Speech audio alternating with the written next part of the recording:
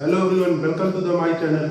मैं आप लोगों के लिए आज एक नया टॉपिक लाया हूं जो कि चक्रवृद्धि ब्याज से रिलेटेड है। इसके पहले मैंने एक वीडियो चक्रवृद्धि ब्याज के ऊपर अपलोड भी कर दिया है, तो आज हम उसी से रिलेटेड और भी क्वेश्चन अलग अलग टाइप के करेंगे। हम आपको फर्स्ट वीडियो में जो हमने अपलोड कर दिया उसमें फर्स्ट वीडियो में कुछ बेसिक चीज़ें बताई थी, साधारण ब्याज और चक्रवृद्धि ब्याज के डिफरेंस क्या होता है। साधारण ब्याज में हमने बताया था आप लोग को कि ब्याज जो होता है वो हर वर्ष सेम होता है। एसआई मतलब सिंपल इंटरेस्ट यानी साधारण ब्याज, और सीआई कंपाउंड इंटरेस्ट यानी चक्रवृद्धि ब्याज। तो हमने आपको बताया था कि जो साधारण ब्याज होता है वो हर वर्ष सेम होता है। जैसे कि अगर पहले वर्ष ब्याज 10 रुपए मिला तो दूसरे वर्ष भी 10 ही मिलेगा, तीसरे वर्ष भी 10 मिलेगा। और सीआई में क्या होता है, कंपाउंड इंटरेस्ट में क्या होता है कि ब्याज जो होता है वो हर वर्ष अलग अलग मिलता है। जैसे कि अगर मान लीजिए पहले वर्ष 10 रुपए मिला तो अगले वर्ष कुछ दूसरा मिल सकता है, मान लीजिए 12 मिलेगा, उसके बाद कुछ और मिलेगा तो कुछ समथिंग मिलेगा। तो इस तरह से ब्याज जो है बढ़ता चला जाता है। तो उसी से रिलेटेड हमने एक दो क्वेश्चन भी कराए थे आप लोगों को। आज उसी से कुछ पहले हम थोड़ी सी बेसिक बातें करेंगे, फिर उसके बाद अच्छे प्रश्नों की तरफ चलेंगे। जैसे हमने आपको बताया था कि एसआई में क्या होता है, जैसे अगर कोई धन 100 रुपए है तो उसमें 10% का ब्याज लग रहा है, और तो 3 वर्ष तक कितना 3 वर्ष में कितना वो धन हो जाएगा। तो अगर वो धन 100 रुपए है तो 80% निकाल देते हैं, यानी कि 10 की आती ये रेट है और ये टाइम, ये वर्ष, ये क्या है टाइम। तो हम क्या निकाल देते हैं 80% निकाल देते, यानी कि 10 या 30 यानी 30% निकाल देते थे तो ब्याज निकल आता था, यानी कि 30 रुपए ब्याज निकल आता था। 3 वर्ष में उस व्यक्ति को कितना ब्याज मिलेगा 30 रुपए। लेकिन इसी तरह अगर इसमें सीआई में क्या होता है तो 100 रुपए अगर हम मान लेते हैं 10% का ब्याज है 3 वर्ष के लिए, तो क्या होता है 100 में पहले 10% निकालेंगे तो क्या आएगा 10 आएगा। फिर अगले वर्ष भी 10 रुपए मिलेंगे, लेकिन इस बार फिर से इस पर भी 10% का ब्याज मिलेगा। यानी कि क्या होता है कि जो ब्याज मिलता है उस पर भी ब्याज अगले वर्ष मिलने लगता है। तो यही डिफरेंस होता है एसआई में और सीआई में। थोड़ा सा और हम बता देते हैं हम लोग को। जैसे मिश्र धन आपको पता होगा क्या होता है। मिश्र धन यानी अमाउंट। अमाउंट क्या होता है, अमाउंट या मिश्र धन, मिश्र धन क्या होता है प्रिंसिपल प्लस इंटरेस्ट, यानी मूलधन प्लस इंटरेस्ट को जब हम जोड़ देते हैं तो क्या निकल के आता है अमाउंट। तो जैसे कि साधारण ब्याज में क्या होता था, साधारण ब्याज में क्या होता था कि अगर कोई धन है तो उसको हम प्रिंसिपल को पी और ए, प्रिंसिपल मतलब मूलधन, ए मतलब अमाउंट। तो प्रिंसिपल को 100 मान लेते थे और जितना ब्याज होता था उतने उसके जितने वर्ष के लिए उन दोनों को गुणा करके उतने में ही ऐड कर देते, यानी कि 80% ऐड कर देते थे।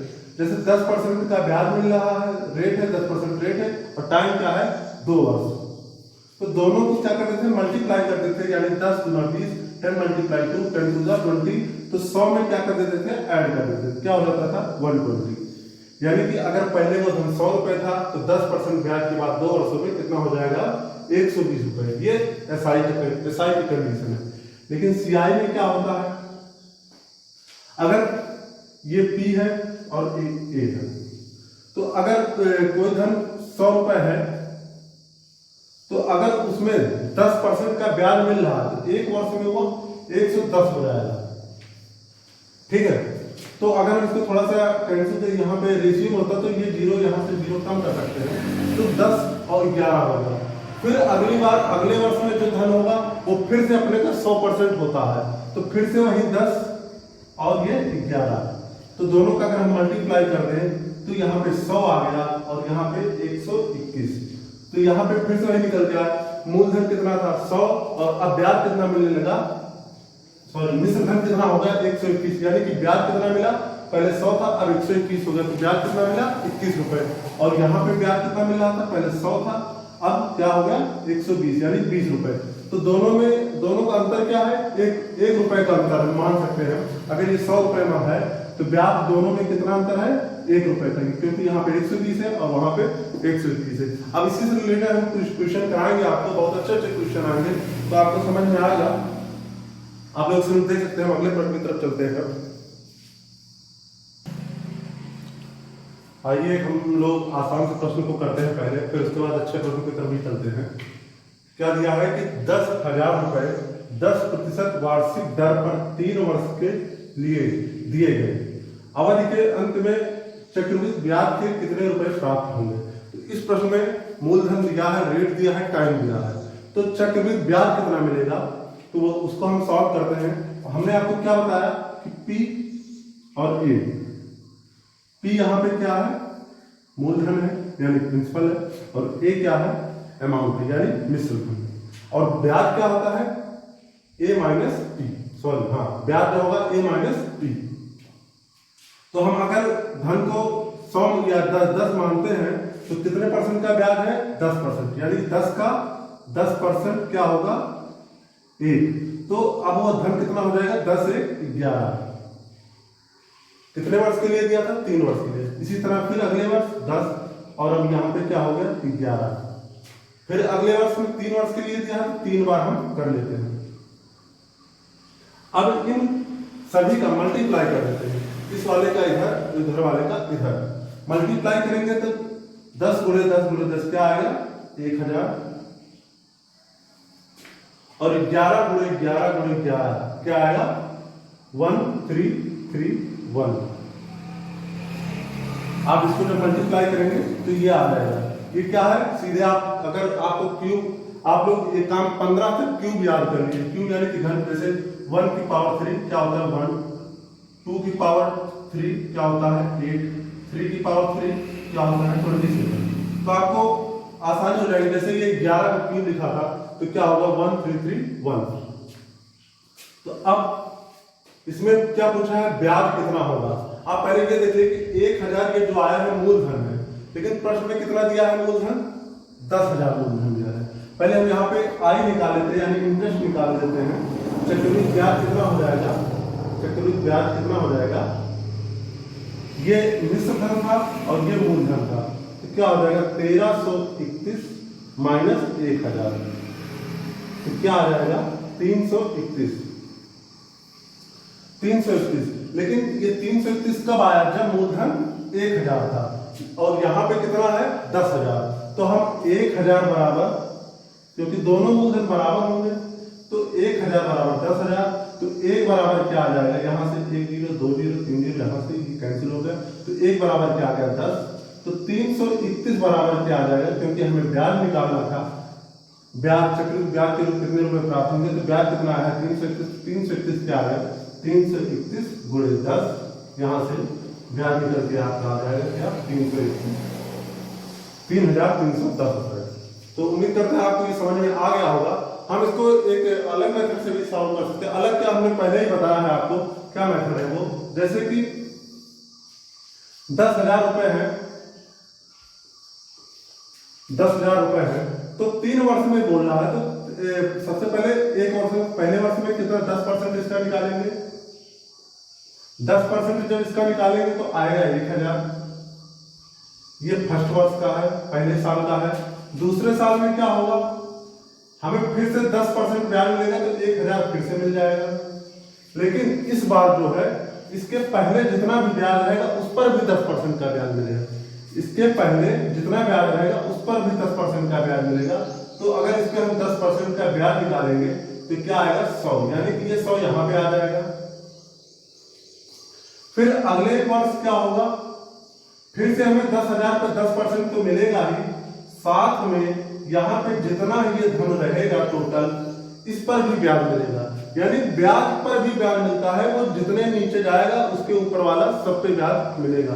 हम इसको जोड़ लेते हैं एक बार, तो क्या होगा 1000 और 1000 2000 और ये 2100। तो 2100 का 10% जब निकालेंगे, 2100 का 10% तो क्या आएगा 210। तो अब सबको हम ऐड कर लेते हैं, तो 1000 1000 1000 ये क्या होगा 3000 और प्लस 210 प्लस 100 क्या होगा 310। अब इसको हम ऐड कर लेते हैं 35 10, दोनों जगह सेम आ गया। तो आपको जो अच्छा लगे, जो समझ में आए, दोनों से कर सकते हैं, दोनों में थोड़ा आसान है। तो आप लोग इसको देखिए। अब एक अच्छे प्रश्न की तरफ चलते हैं हम लोग, इसको दे सकते हैं। तो अगले प्रश्न नोट करते हैं। चलिए इस प्रश्न को हम लोग करते हैं। इस प्रश्न को करने से पहले हम आप लोगों से एक गुजारिश करते हैं कि इस वीडियो को आप लोग खूब सारा शेयर कर दिया कीजिए। जैसे ही आप अगर आपको अच्छा लगता है कि हाँ ये बंदा अच्छा पढ़ाता है, तो आप इस वीडियो को प्लीज शेयर कर दिया कीजिए। और अगर चैनल पर नए हैं तो आप लाइक भी कर दीजिए और चैनल को सब्सक्राइब भी कर दीजिए। चलिए हम इस प्रश्न को करते हैं। एक बार कैसे किया जाएगा उसको सीख लेते हैं। कोई धन चक्रवृद्धि ब्याज पर दिया गया, वह पहले वर्ष के अंत में 200 तथा दूसरे वर्ष के अंत में वह राशि कितनी हो जाती है 220 हो गई। तो ब्याज की दर ज्ञात कीजिए। चक्रवृद्धि ब्याज के प्रश्नों में हमेशा हमें सिर्फ एक चीज की दिक्कत होती है, ये पहचानना कि ये जो मूलधन दिया रहता है ये मूलधन होता है या फिर मिश्र धन होता है। तो उसे पहचानने का बस यही एक तरीका है कि जब प्रश्न को हम पढ़ें तो उसमें देख लें कि वो जब कुछ टाइम के बाद अगर कोई धन दिया है तो मिश्र धन होता है। जब कुछ टाइम, जैसे इसमें पहले वर्ष के अंत में दिया है तो ये क्या है मिश्र धन है, और ये क्या है ये भी मिश्र धन है। तो इस प्रश्न में दो मिश्र धन है। तो इसमें पूछा गया है कि ब्याज की दर क्या होगी। तो आइए जानते हैं कैसे किया जाएगा इस प्रश्न को। जैसे इसके पहले वाले प्रश्न में हमने आपको क्या बताया कि मान लीजिए 100 रुपए था, उस पर 10 रुपए का ब्याज मिला, तो वो धन कितना होगा 110 रुपए हो गया। फिर इस पे दूसरे वर्ष में क्या होगा, इस पे फिर से 10 रुपए का ब्याज मिलेगा और इस पर भी 10 का ब्याज मिलेगा 10% का। तो क्या होगा यहाँ पे ये 1 आ जाएगा, 10 का 10% 1, और यहाँ पे ये 10, दूसरे वर्ष में भी 10 मिलेगा और एक और ऐड हो जाएगा। तो क्या हो जाएगा 1 to 1। तो क्या देखें कि पहले वर्ष में 110 रुपए था और अगले वर्ष कितना हो गया 11 रुपए और बढ़ गए, तो ये 121 हो गया। तो समझ गए हम लोग कि कैसे होगा। इस प्रश्न में भी वही करना है कि जो ब्याज कोई धन रहा होगा वो हमें नहीं पता कि मूलधन कितना था, जब उस पर वह ब्याज लगा तो वह मूलधन कितना हो गया, अब मिश्रधन में बदल गया। तो जो पहले मिश्रधन क्या आया A1 क्या आया, A1 कितना आया 200 हो गया।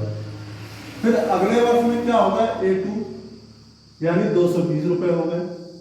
आपको पता है कि जो ये 220 रुपए आया है यह इसी का ब्याज रहा होगा, क्योंकि पता है कि जब चक्रवृद्धि ब्याज में हमेशा जो है अगले वर्ष जो होता है उसके पहले वाले का क्या होता है ब्याज। यानी कि अब वो धन 200 रुपए था और अब कितना हो गया 220 रुपए। तो कितने का ब्याज मिला 20 का जो ब्याज मिला है वो कितने पे मिला है आपको पता है 200 पे मिला है, नीचे आ जाएगा 200। उसके बाद हमें परसेंटेज निकालना है क्योंकि रेट हमेशा परसेंट में आता है। यहाँ से सॉल्व करेंगे, 1 0 यहाँ से 1 2 0 यहाँ से, फिर उसके बाद ये 2 से 10 यहाँ पे 10 आ गया, यानी कि रेट क्या होगा 10%। उम्मीद करते हैं कि आपको ये प्रश्न समझ में आ गया होगा। नहीं आया तो आप एक बार बैक करके भी देख सकते हैं। तब भी अगर आपको कोई दिक्कत होती है तो आप हमें कमेंट भी कर सकते हैं, तो उसका हम जरूर रिप्लाई देंगे। आप लोग इस चैनल को सब्सक्राइब कर दीजिए अगर आप नए हैं। बाकी चैनल को और भी लोगों के पास पहुंचाइए, शेयर कीजिए हमारे वीडियोस को। जय हिंद, जय भारत।